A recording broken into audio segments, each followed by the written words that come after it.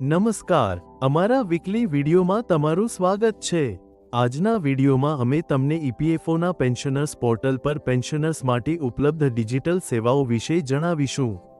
Pensioners portal પર તમને 4 સેવાઓ આપવામાં આવે છે। પહેલી, જીવન પ્રમાણ ઇન્ક્વાયરી, બીજી નો યોર પીપીઓ નંબર, ત્રીજી પીપીઓ ઇન્ક્વાયરી અથવા પેમેન્ટ ઇન્ક્વાયરી અને ચોથી know your pension status.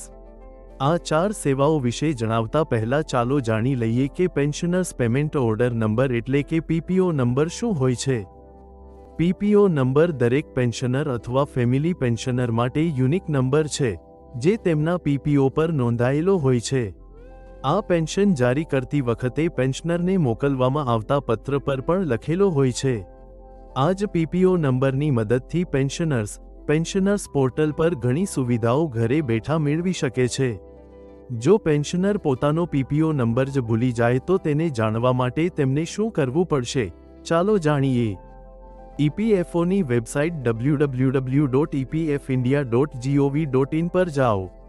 Online સેવાઓ હેઠળ પેન્શનર પોર્ટલ પર ક્લિક કરો। તમને પેન્શનર્સ પોર્ટલ પર રિડાયરેક્ટ કરવામાં આવશે। તે પછી પેજની ડાબી બાજુએ આપેલા નો યોર પીપીઓ નંબર પર ક્લિક કરો। નિર્ધારિત જગ્યાએ તમારો બેંક એકાઉન્ટ નંબર અથવા પીએફ નંબર અથવા મેમ્બર આઈડી લખો। આમાંથી કોઈ એક નંબર લખતા જ તમને પીપીઓ નંબર દેખાશે। અને હવે બીજી વાત પેન્શનર્સ સર્વિસની, તે છે પીપીઓ ઇન્ક્વાયરી અથવા પેમેન્ટ ઇન્ક્વાયરી। આના દ્વારા તમે પેન્શન, પેમેન્ટ અને પીપીઓની ઇન્ક્વાયરી કરી શકો છો। આ માટે ઈપીએફઓની વેબસાઇટ પર જઈને ઓનલાઈન સેવાઓ હેઠળ પેન્શનર પોર્ટલ પર ક્લિક કરો। પીપીઓ ઇન્ક્વાયરી અથવા પેમેન્ટ ઇન્ક્વાયરી પર ક્લિક કરો। તે ઈપીએફઓ ઓફિસ પસંદ કરો જ્યાંથી તમને પીપીઓ મળ્યો છે। ત્યારબાદ પીપીઓ નંબર અને જન્મ તારીખ તેમજ કેપ્ચા ભરો। ડાબી બાજુએ તમને પેન્શન, પેમેન્ટ ઇન્ક્વાયરી અને પીપીઓ ઇન્ક્વાયરીના વિકલ્પો દેખાશે। પેન્શન, પેમેન્ટ ઇન્ક્વાયરી પર ક્લિક કરવાથી તમને પેન્શન, પેમેન્ટની વિગતો દેખાશે। પીપીઓ ઇન્ક્વાયરી પર ક્લિક કરવાથી તમને પેન્શનરની વ્યક્તિગત વિગતો જેમ કે નોકરીની વિગતો, પત્રવ્યવહાર માટેના સરનામાની વિગતો, પરિવારની વિગતો અને બેંકની વિગતો દેખાશે। ચાલો હવે જાણીએ કે પેન્શનનું સ્ટેટસ કેવી રીતે જોઈ શકીએ છીએ। ઈપીએફઓની વેબસાઇટ પર જાઓ। ઓનલાઈન સેવાઓ હેઠળ પેન્શનર્સ પોર્ટલ પર ક્લિક કરો। નો યોર પેન્શન સ્ટેટસ પર ક્લિક કરો।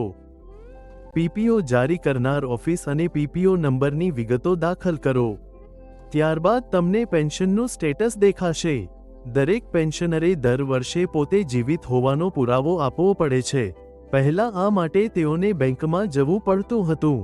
ઈપીએફઓએ પોતાના પેન્શનર્સ માટે ઘરે બેઠા જીવન પ્રમાણપત્ર જમા કરાવવાની સુવિધા શરૂ કરી છે।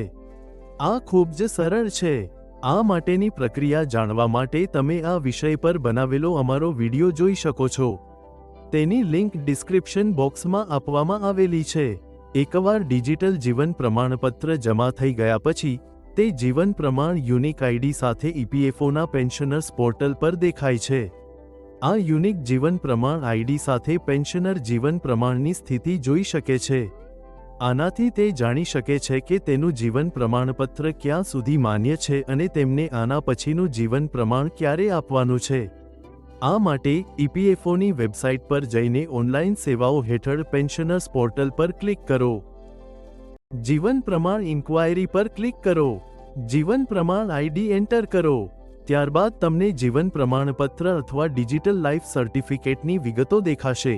તો આ હતી પેન્શનર્સ માટે અમારા પેન્શનર્સ પોર્ટલ પર ઉપલબ્ધ ડિજિટલ સેવાઓ વિશેની માહિતી।